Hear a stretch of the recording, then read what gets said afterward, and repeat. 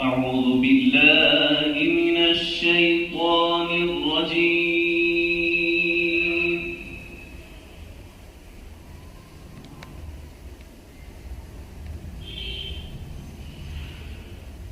بسم الله الرحمن الرحيم.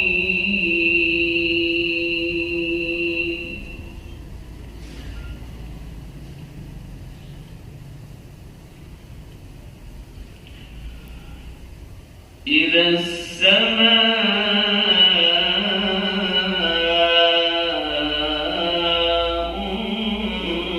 انفطرت وإذا الكواكب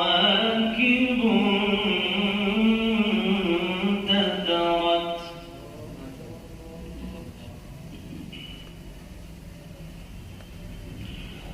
وإذا البحار فجرت وإذا القبور بعثرت علمت نفس ما قدمت وأخرت.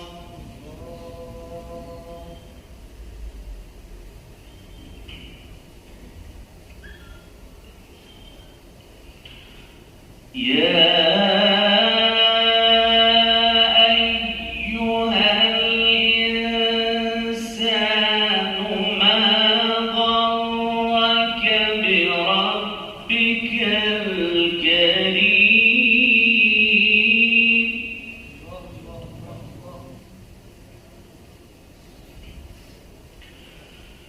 الذي خلقك فسواك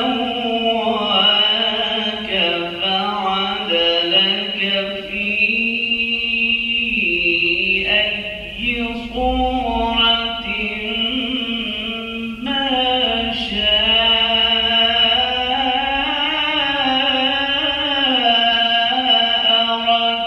ركبك.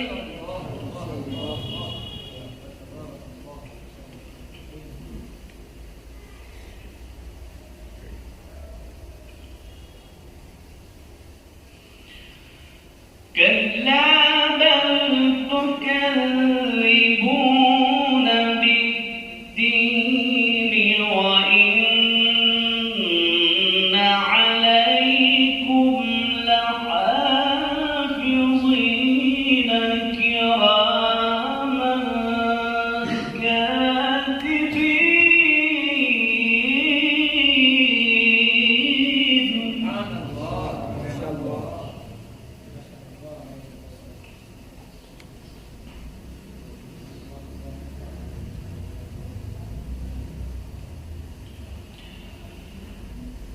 يا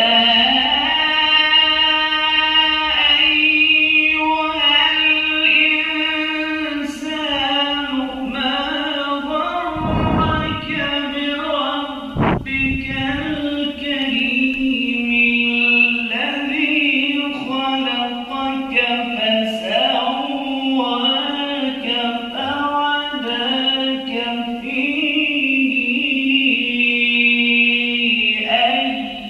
صورة ما شاء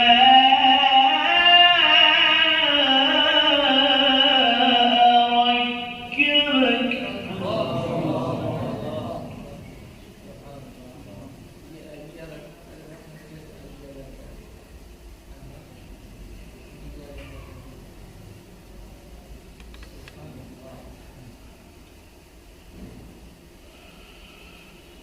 كلا بل تكذبون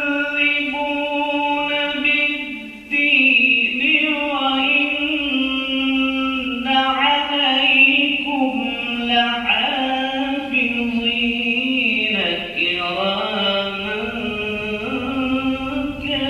كاتبين يعلمون ما تفعلون.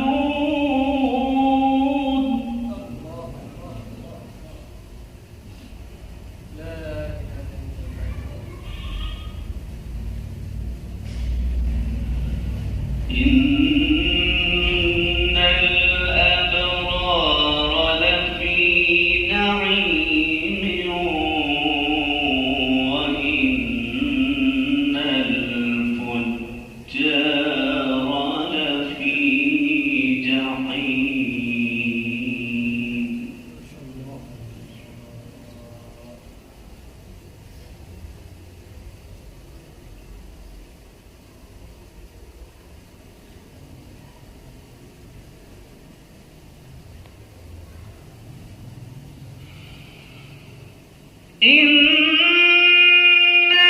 الأبرار لفي نعيم وإن الفجار لفي جحيم يصلونها يوم الدين وما هم عنها بغائبين.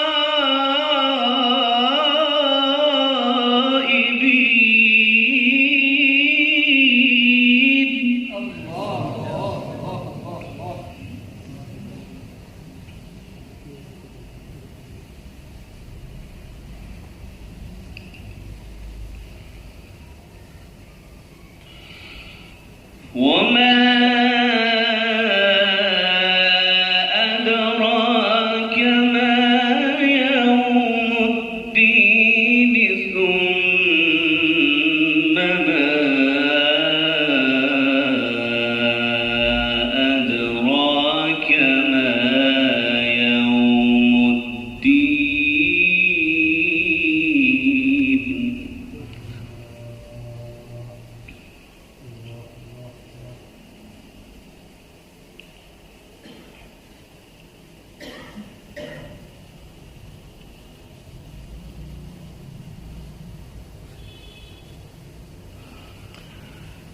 إن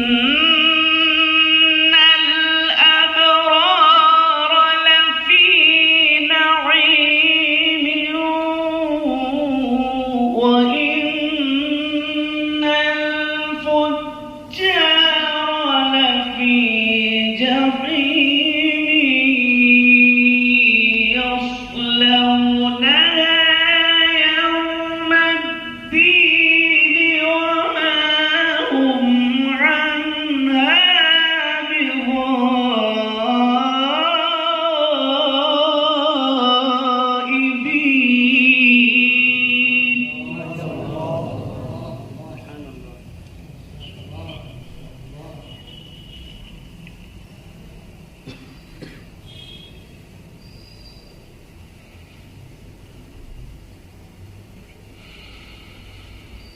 وما أدراك ما يوم الدين ثم ما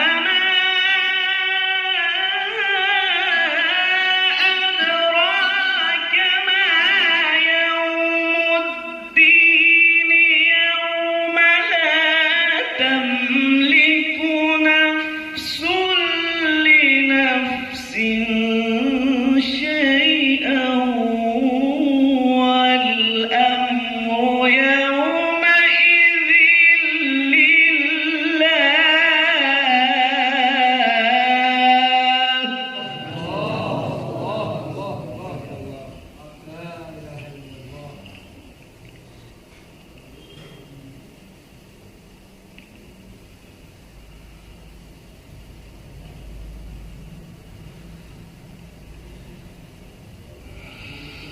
يوم لا تملك نفس لنفس شيئا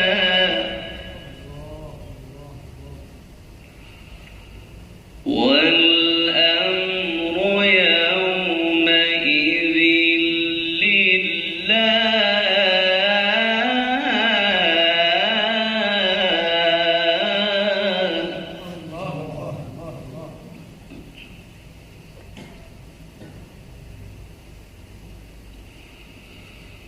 الله أكبر.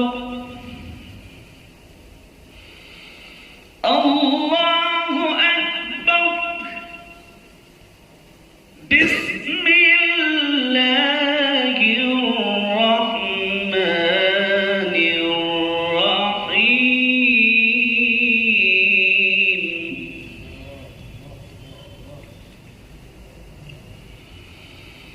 اقرأ اقرأ باسم ربك الذي خلق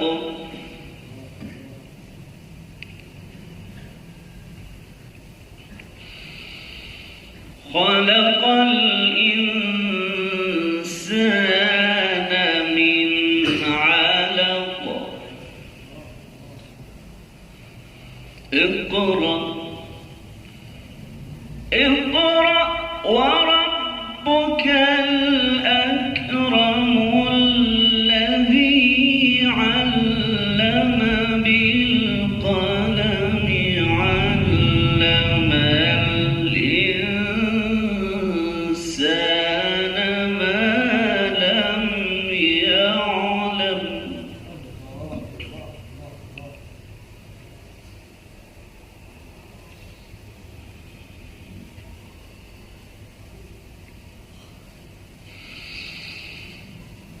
لا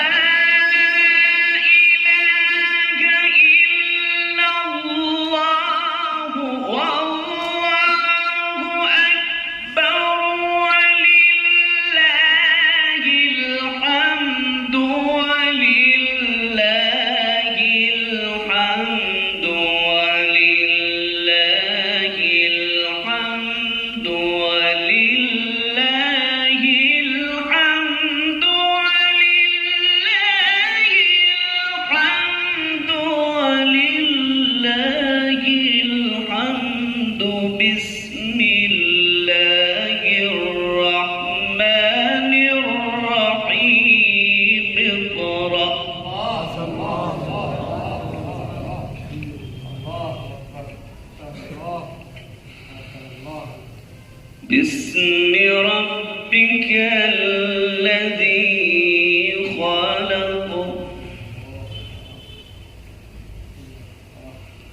خلق الإنسان من علق اقرأ وربك الأكرم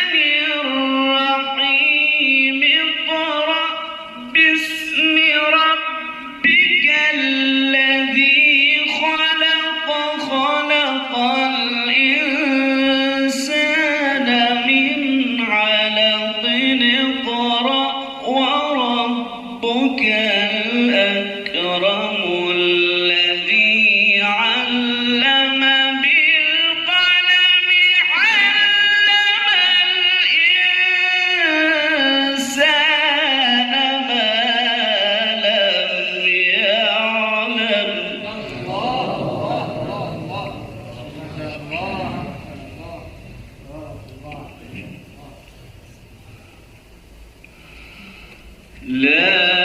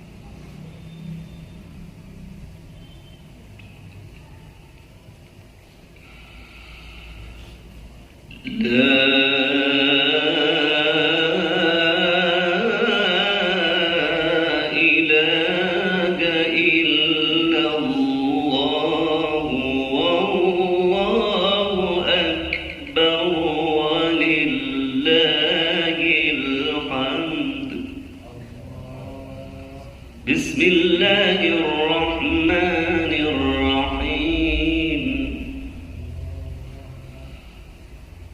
قل هو الله أحد الله الصمد لم يلد ولم يولد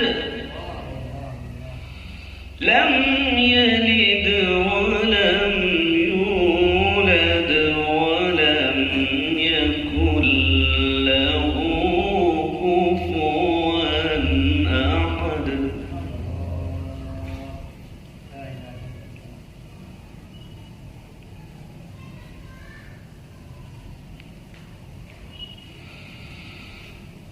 لا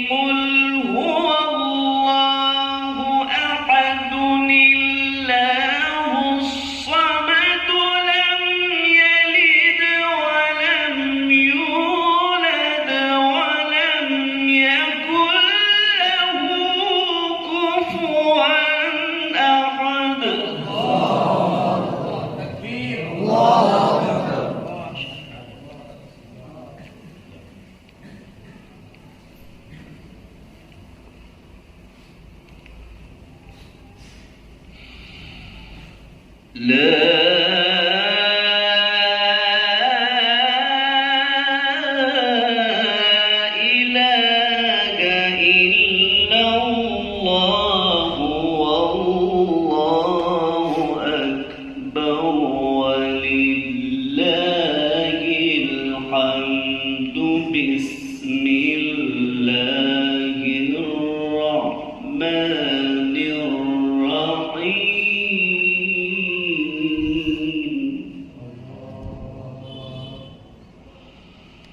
قل أعوذ برب الفلق من شر ما خلق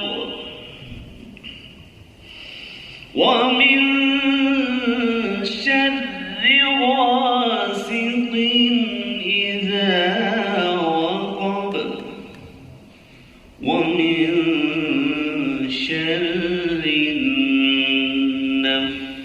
النفاثات في العقد ومن شر حاسد إذا حسد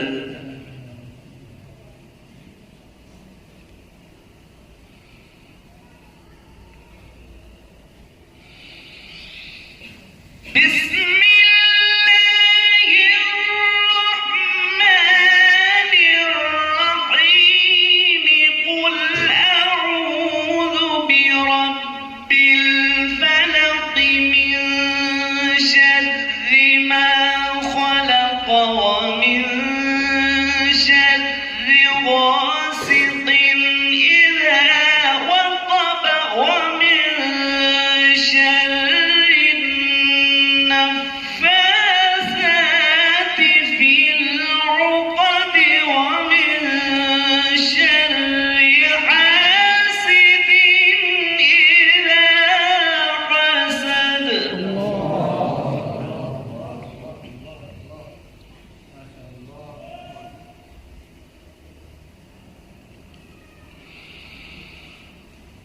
ومن شر غاسق إذا وقب ومن شر النفاثات في العقد ومن شر حاسد إذا حسد صدق الله العظيم. جزاك الله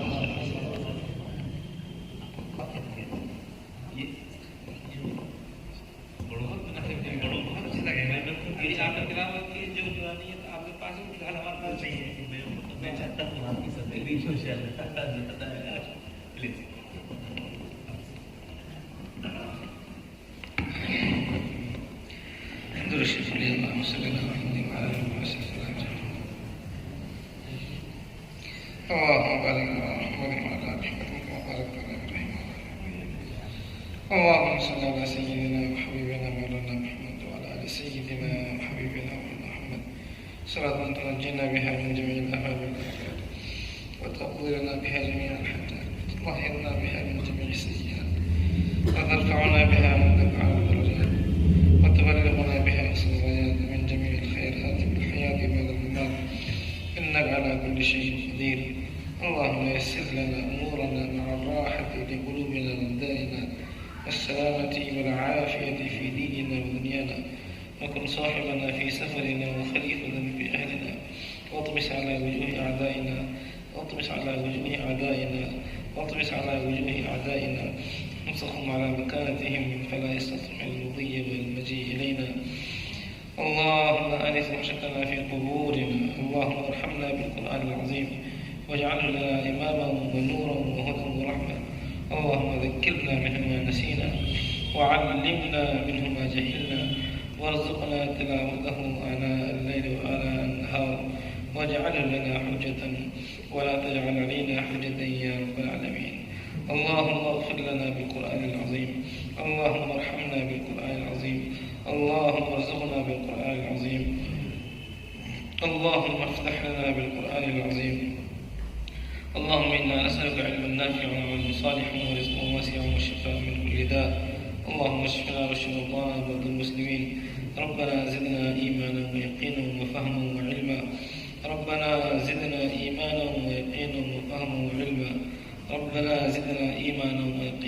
فهما وعلما یا ارحم الراحمین یا اکرم الاکرمین۔ یا اللہ آج کی اس مبارک مجلس میں آپ نے ہمیں شرکت کی توفیق عطا فرمائی، یقیناً یہ آپ کا کرم ہے۔ یا اللہ آپ نے اپنے پاک کلام سننے کے لیے ہم کو جمع کیا۔ یا اللہ اتنے بہترین انداز میں اس محفل میں قرآن پڑھا گیا، اس کے سننے کی توفیق یا اللہ یقیناً آپ ہی کی طرف سے ملی ہے۔ یا اللہ جس طریقے سے آپ نے اس مجلس میں شرکت کی توفیق دی ہے، یا اللہ اپنے کرم فضل سے یا اللہ اس مجلس کو قبول فرما۔ یا اللہ اس میں شرکت کو قبول فرما، اس میں پڑھنے کو قبول فرما، اس میں سننے کو قبول فرما، اور اس مجلس میں یا اللہ تکمیل قرآن کریم کو اپنا کرم فضل سے قبول فرما۔ الہ العالمین یا ارحم الراحمین۔ یا اللہ ہم انتہائی گنہگار ہیں، انتہائی سرکار ہیں۔ یا اللہ دن اور رات میں، جان کر انجانے میں، یا اللہ غفلت اللہ پرواہی میں، یا اللہ آمدن سہمن، یا اللہ ہم نے تیری نافرمانیاں کی ہیں، تیرے حکموں کو توڑا ہے۔ یا اللہ آج آپ اس پاک کلام کے برکت سے ہم سب کے لیے مغفرت کے فیصلے فرما۔ یا اللہ اس قرآن کریم کی تکمیل کی برکت سے ہم سب کے گناہوں کو معاف فرما، ہمارے خطاؤں سے گزر فرما۔ یا اللہ ہم تیرے رحم کے محتاج ہیں، یا اللہ ہم تیرے کرم کے محتاج ہیں۔ یا اللہ ہمارے لیے رحم کرم کا معاملہ فرما، رحم کرم کا فیصلہ فرما۔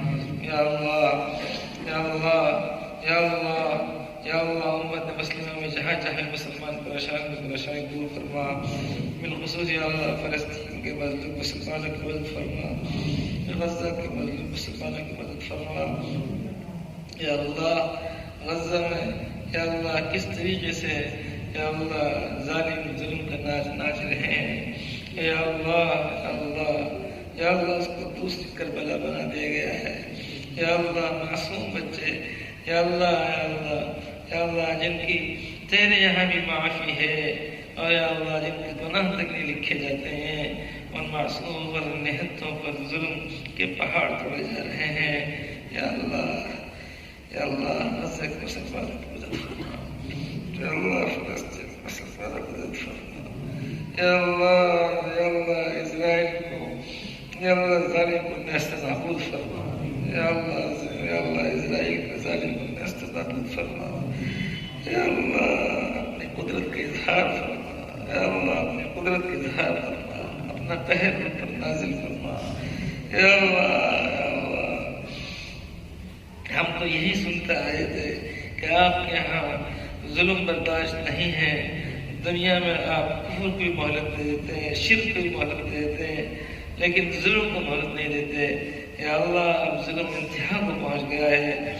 یا اللہ اپنے کرم سے اپنے فضل سے مسلمانوں پر رحم فرما کر، یا اللہ تیرے نام لیواؤں پر رحم فرما کر، مظلومین پر رحم فرما کر، یا اللہ یہودی غاصبین پر تو اپنے گرفت نازل فرما۔ یا اللہ ان کا عاد و سمود کی طرح ہلا کر برباد فرما، ان کے وجود کو اس دنیا سے نیست نابود فرما۔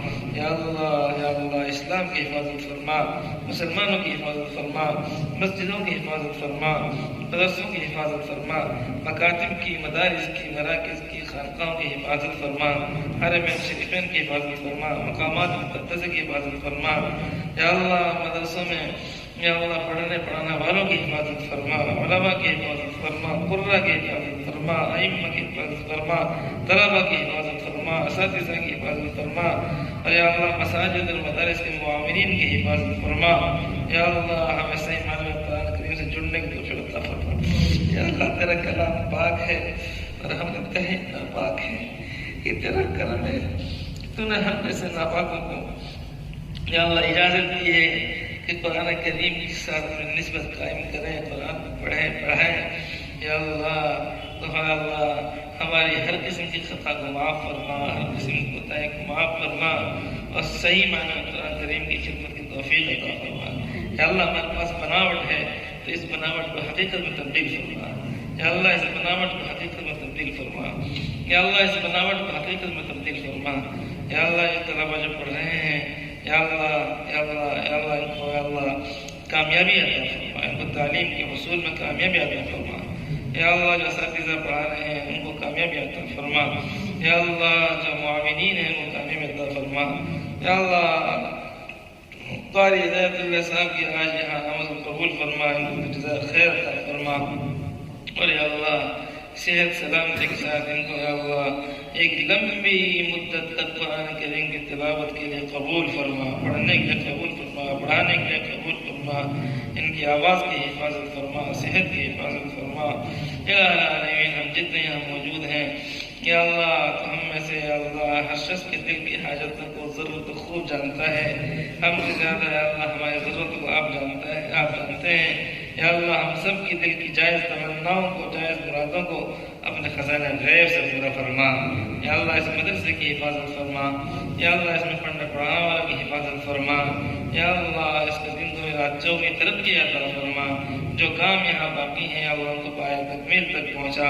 اور یا اللہ یہاں کے پڑھنے والوں کو اخلاص کے ساتھ، درستگی کے ساتھ، تجوید کے ساتھ یا اللہ پڑھنے کی توفیق عطا فرما یا العالمین یا الراحمین۔ ہم میں جو بیمار کو شفا عطا فرما یا اللہ، امت مسلمہ جو بیمار کو شفا عطا فرما، ہمارے اہلیان متعلق احباب میں جو بیمار کو شفا عطا فرما، ہمارے مؤذن صاحب بیمار ہیں اللہ کو شفا عطا فرما، جب تک تو زندہ رکھے اللہ ایمان اور اسلام پر قائم فرما، جو اس دنیا سے ہمیں وقت ایمان کے ساتھ رخصت فرما۔ ربنا آتنا فی الدنیا حسنة وفی الآخرة حسنة وقنا عذاب النار۔ ربنا تقبل منا انك انت السميع العليم وتب علينا انك انت التواب الرحيم، وصلى الله على النبي الكريم برحمتك يا ارحم